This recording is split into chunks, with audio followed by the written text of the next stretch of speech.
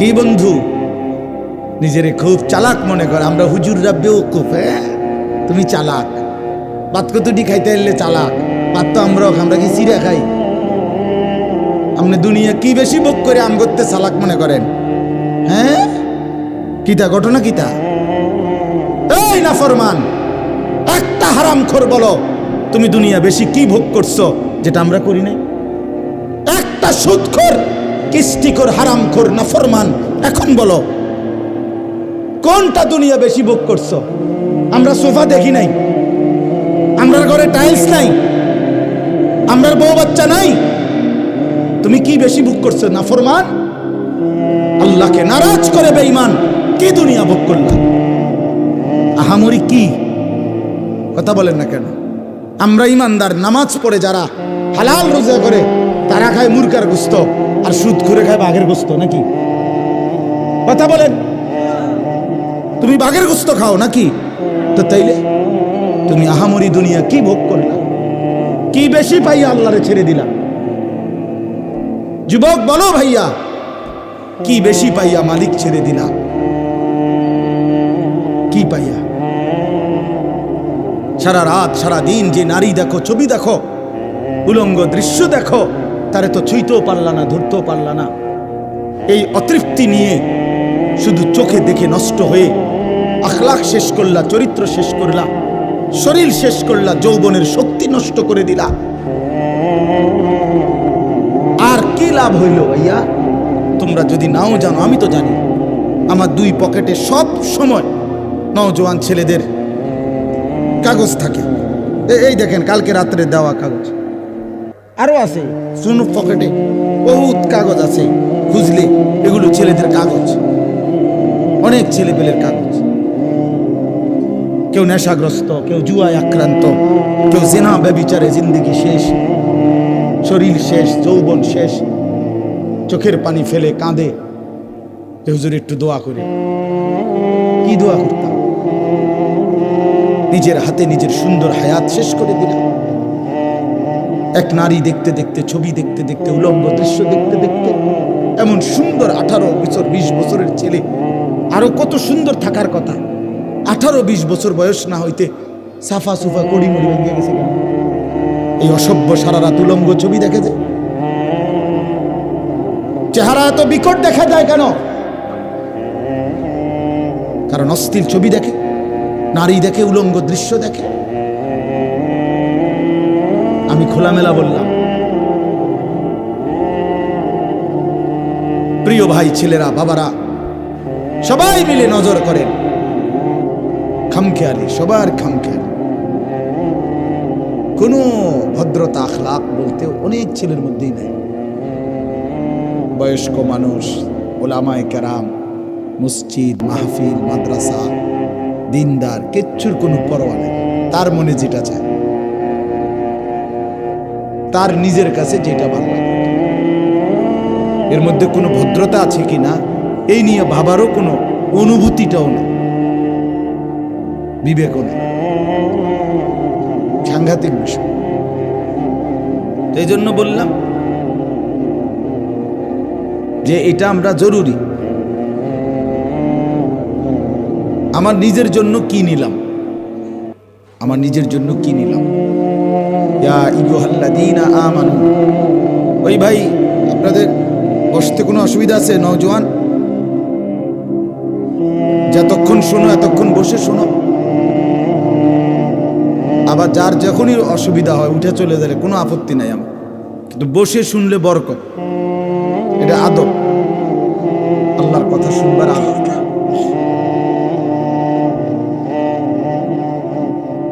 সাংঘাতিক বরকত হয়। কোরআন সুন্নাহর ইলম যথাযথ নিয়মে যখন কেউ শোনে, তার ভীষণ বরকত হয়। যথাযথ নিয়ম মানে আদব রক্ষা করে। কোরআন শরীফে আছে, মুসা আলাইহিস সালামকে আল্লাহ তাআলা বলছেন, তুর পাহাড়ে প্রথম যেদিন কথা বলে সেদিনই আল্লাহ বলে নিছেন, ইন্নী আনা রব্বুক, মুসা আমি তোমার রব, ফাখলানা আলাইক, তোমার জুতা খুলে ফেল। কেন? আনা আখতারতুকা, আমি তোমাকে নির্বাচিত করেছি, ফাসতামি' লিমা ইউহা, আমি আল্লাহর কথা মনোযোগ দিয়ে শুনি। সরাসরি কোরআন শরীফের আয়াত। আল্লাহর কথা মনোযোগ দিয়ে শুনতে বলছে এবং জুতা খুলে শুনতে বলছে। এই জন্য জুতা পায়ে আল্লাহর কথা শুনলে বরকত হয়। এই জন্য আমাদের মাদ্রাসাগুলোতে দেখবেন, বিশেষ করে কওমি মাদ্রাসায় একেবারে নুরানির ছোট বাচ্চা থেকে শুরু করে দাওরায়ে হাদিসের বড় ছেলে সব আমরা মাটিতে সমান জায়গায় বসে পড়ি জুতা ছাড়া। এটাই আদব, এটাই ইলমের আদব। হযরত জিবরাইল আলাইহিস সালাম, হাদিসের মধ্যে আছে, নবী সাল্লাল্লাহু আলাইহি ওয়াসাল্লামের কাছে যখন মানুষের আকৃতিতে আসতেন, তো নবীজি সাল্লাল্লাহু আলাইহি সাল্লামের কাছে যখন আসতেন মানুষের আকৃতিতে, তখন তিনি নবী সাল্লাল্লাহু আলাইহি সাল্লামের সামনে একদম বরাবর মুখোমুখি হয়ে বসতেন, একদম মুখোমুখি। ফাসনাদা রুকবাতাইহি ইলা রুকবাতাইহি, একদম দুই হাঁটু বরাবর মুখোমুখি বসতেন। ফলে কি হতো, নবী সাল্লাল্লাহু আলাইহি সাল্লামের দুই হাঁটু এবং জিবরাইলের দুই হাঁটু মুখোমুখি। এটা যখন হয় মুখোমুখি, তখন বুকও মুখোমুখি, চেহারাও মুখোমুখি। আপনি যদি আমার বরাবর বসেন মুখোমুখি, তাহলে আমার বুক আপনার বুক মুখোমুখি না, চেহারাও তো মুখ। এতটা মনোযোগ দিয়ে বসতেন, হাদিসে আছে জিবরাইল আলাইহিস সালাম। এরপরে শুনতেন, বলতেন, জিজ্ঞেস করতেন নবীজির কথা। তার মানে যথাযোগ্য আদব ছাড়া দিন আসে না। তোমরা যদি ছেলেরা মসজিদে জুমার বয়ান, আমার পরামর্শ শোনো, 6টা মাস জুমার নামাজের বয়ান মনোযোগ দিয়ে শোনো। তোমার হেদায়েতের জন্য তোমার মহল্লার ইমামই যথেষ্ট। এখানে বিরাট হুজুর আনার কোনো দরকার নেই, বাস্তব কথা এটা। কিন্তু যথাযথ মনোযোগ না থাকার কারণে বেচারা ইমাম সাহেব সবই বলে, কিন্তু কেউ জিমায়, কেউ দুষ্টমি করে, কেউ খামখেয়ালি করে, এই এমনে এমনে সময়টা চলে যায়।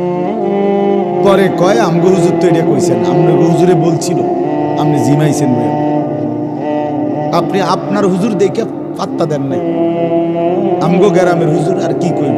এই মানে এরকম একটা বাপসাবের কারণে, কিছুটা গাফলতির কারণে এই মাহরুম বঞ্চিতই থেকে যায়।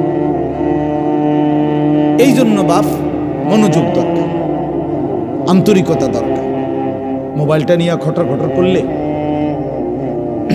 এজন্য এটা জরুরি, আন্তরিকতা থাকা, খুব মনোযোগ দিলে, দিল দিয়া একবার। যে কোনো হুজুর পরিচিতি জরুরি না, আল্লাহর কথা শুনবার জন্য ওই হুজুরের ব্যাপক পরিচিতি থাকতে হবে, এটা জরুরি না। আল্লাহর কসম, এটা ধোঁকা। জনপ্রিয়তা একটি ধোঁকা, এটা একটা মোহ, ধোঁকা। এটা কোনো বিষয় না, আল্লাহরই কুদরত, আল্লাহর দয়া। এটা কাউকে আল্লাহ 10 জনের সামনে বলার সুযোগ দিছেন, কাউকে আল্লাহ 10,000-এর সামনে বলার সুযোগ দিছেন। দুইটাই আল্লাহর জন্য। কম মানুষের সামনে বললে ব্যর্থ, আর বেশি মানুষের সামনে বললে সফল। এটা ইসলামী কোনো কথা না, বুঝেন নাই কথা? এটা কোরআন সুন্নাহর মধ্যে এরকম কিছু নাই। এটা গণতান্ত্রিক পদ্ধতির নিয়ম হইতে পারে, যেখানে ভোট বেশি উনি নির্বাচিত, যার ভোট বেশি। কিন্তু এখানে এটা না, কোরআন সুন্নাহ সম্মত। এবার গোটা পৃথিবীর মোকাবেলায় যদি একজন হয় কোরআন দিন মানতেছে, তো এটাই সঠিক। হোক অনুসারী কয়জন? একজন। अगरचे बुत है जमात की आस्तीनों में, मुझे है हुक्म खुदा ला इलाहा इल्लल्लाह। আল্লামা ইকবাল বলেন, ইমানদার কেমন হবে? ইমানদার হবে এমন যে ইমানদার বলবে, যদি পুরা জাতির প্রত্যেকের কাছে একটা একটা মূর্তি থাকে, সবগুলো মূর্তি একত্রিত করে স্তূপ দেয়, আর আমাকে যদি সেই স্তূপের উপরে দাঁড় করিয়ে দেয়, আমি ইমানদার সেখানে দাঁড়িয়েও বলবো লা ইলাহা ইল্লাল্লাহ। এরে বলে ইমান। পুরা জাতি ধ্বংস হয়ে গেছে, তারপরও আমি আল্লাহর রাস্তা থেকে এক চুল নড়ব, এইটারে বলে ঈমান। তাহলে এখানে সংখ্যা কোনো বিষয় না, কোরআন সুন্নাহ সম্মত হওয়া এটা বিষয় ভাইয়া। আজকে আমরা এই খ্যাতির মোহে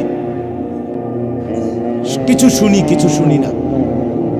কোনো একজন বক্তার হয়তো একটু পরিচিতি আছে তো তারে নিয়ে হুড়াহুড়ি, কিন্তু ভাইয়া আল্লাহর কথার দিকে আগ্রহী হওয়া উচিত।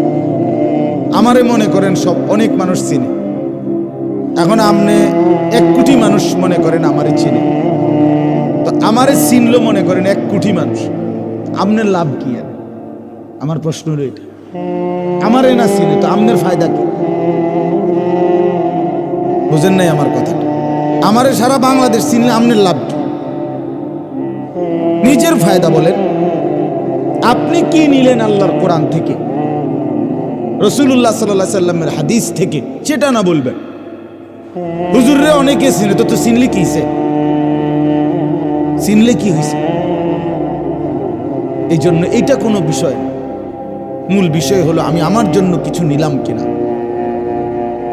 আমার কোনো খোরাক হলো কিনা।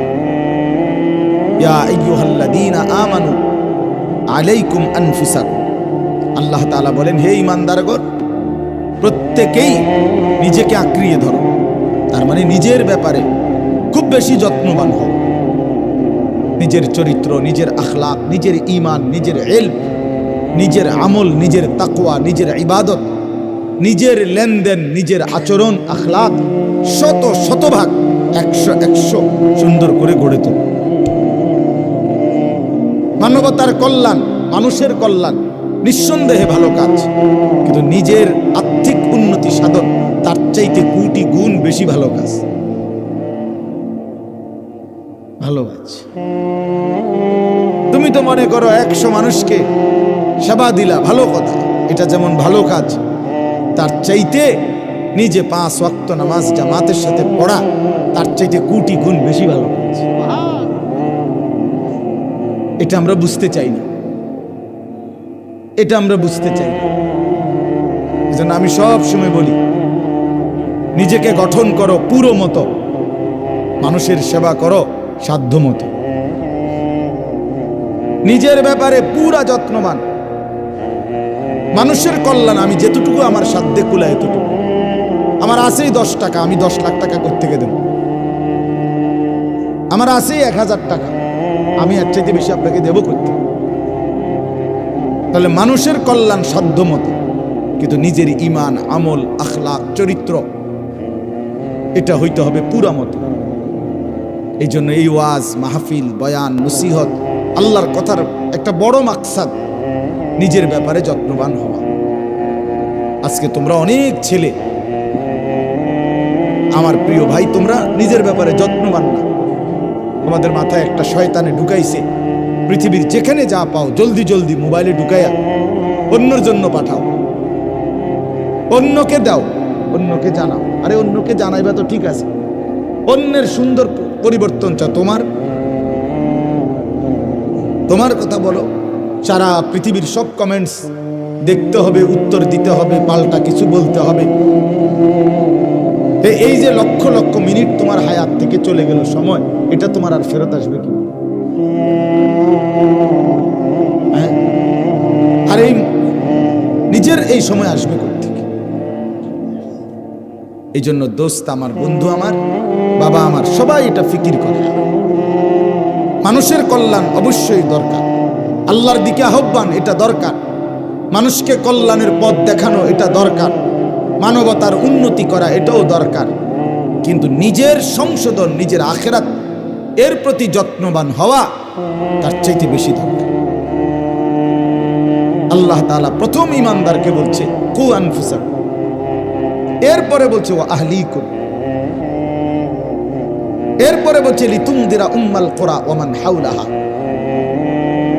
এইভাবে ধাপে ধাপে বলছে আল্লাহ তাআলা নবীকে। এই জন্য আমরা প্রত্যেকে ইনশাআল্লাহ এই মাহফিলগুলোর মাকসাদ, মসজিদে জুম্মার বয়ানের মাকসাদ এটা মনে রাখতে হবে, যে দিল দিয়া শুনবেন। হোক আপনার চোখে উনি একজন সাধারণ হুজুর, ওনার পরিচিতি নাই। না পরিচিতি দিয়ে ঘাস কাটে না,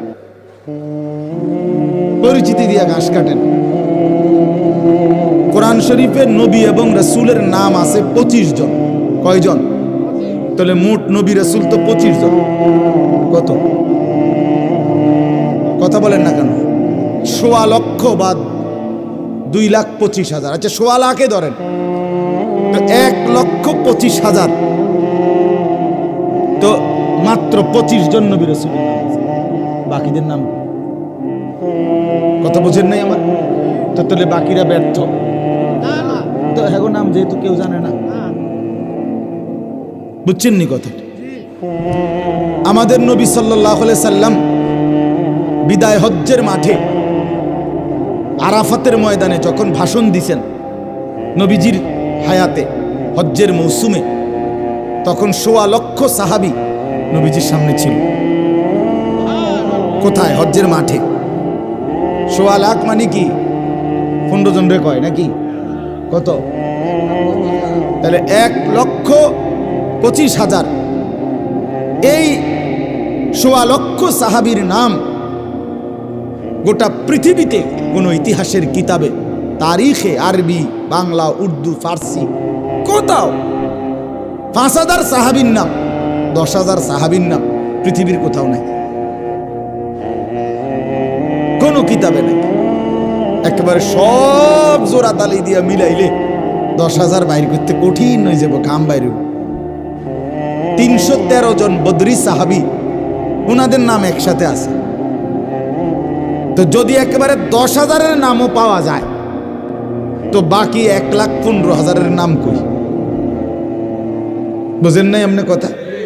আর শুধু তো হজ্জের মাঠে ছিল 1,25,000, তো ওই বছর তো সবাই হজে গেছে না, বাড়ি ঘরে আর মানুষ ছিল না তারা।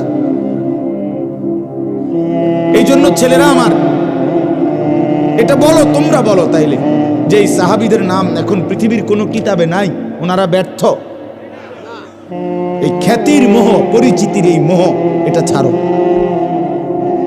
আল্লাহর কসম, তোমগো বহু ছেলেরে পাগল বানাইছে, নষ্ট বানায় ফেলছে এই মোবাইলে। নিজের সকল অঙ্গ ভঙ্গি, চলা ফেরা, জামা, শার্ট, চুল, প্যান্ট, হাঁটা চলার সব কিছুর অঙ্গ ভঙ্গি তোমার মাথায় শয়তান ইবলিসে ঢুকাইছে যে এটা শুধু মোবাইলে দাও, যাতে করে মানুষ দেখে, পরিচিত হয়।